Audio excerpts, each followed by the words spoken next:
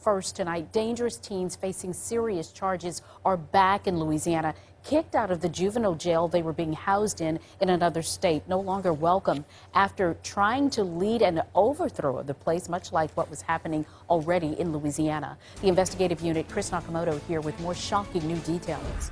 Sylvia, the state of Louisiana was told to come pick up 14 of their juveniles Thursday after they caused an all-out riot at the facility this week.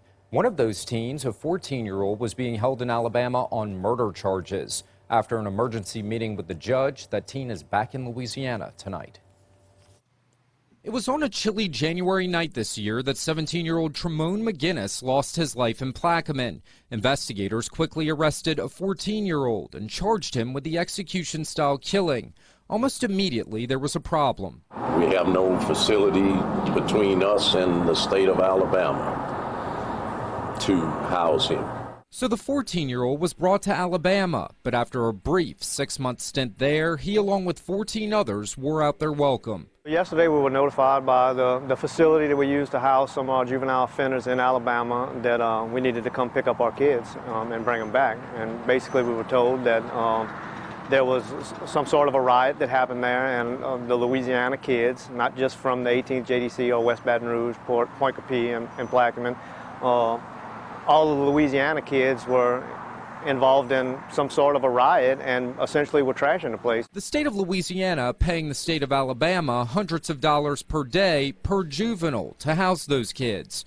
But tonight, Alabama no longer wants Louisiana's money. Essentially, they told us our kids are too bad to be housed there, too bad for jail. And our hands are tied behind our back. We don't know what to do. District Attorney Tony Clayton says yet again this problem highlights the enormity of the situation between troubled teens and the lack of a place to house them. A set of failures by the state allowing this to happen.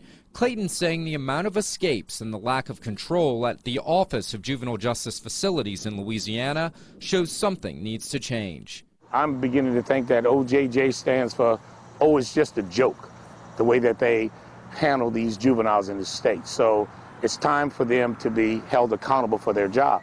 Clayton and others are pleading for lawmakers to take action. Out of the 14 juveniles that had to be picked up from Alabama, 2 were from Clayton's jurisdiction. 1 was released on an ankle monitor, and the 14-year-old accused of murder was sent to the Baton Rouge Juvenile Jail, a facility that has its own problems. The WBRZ investigative unit logging escapes and riots there, too. Come on, legislature, they got a lot of money. They've been bragging about how much money they got. Give us some money. West Baton Rouge, Point Capee, Iberville, Assumption, and Ascension, we don't have a facility to house our juveniles. Pre-adjudication. Once they're adjudicated, they're wards of the state.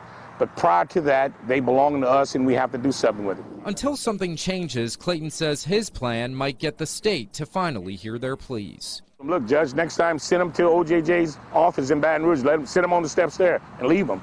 I mean, it's their job to do something with these kids and to house them. We are in a crisis with this.